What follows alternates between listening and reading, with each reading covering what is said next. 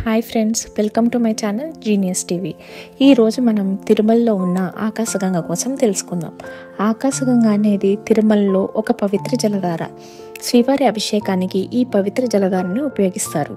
కలియుగంలో కూడా ఈ నీరు ఎప్పటికీ ఎండిపోదని భక్తుల విశ్వాసం.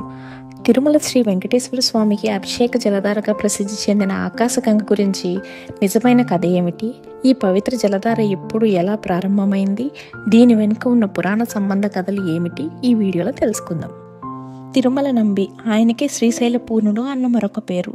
ఒకప్పుడు తిరుమల నంబి వారు శ్రీవారి అభిషేకానికి ఉపయోగించే నీరును తిరుమల నుంచి 3 కిలోమీటర్ల దూరంలో ఉండే పాప వినాశన తీర్థం నుండి తీసుకుని వచ్చేవారు.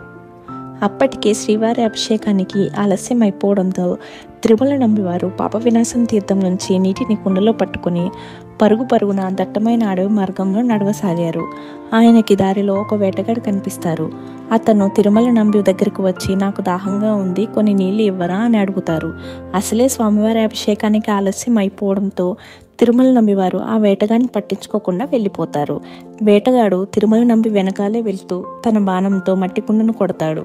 వెంటనే ఆ కుండలో నుంచి నీళ్లు వస్తాయి. వేటగాడు ఆ నీటిని తాగుతూ తన దాహాన్ని తీర్చుకున్నాడు.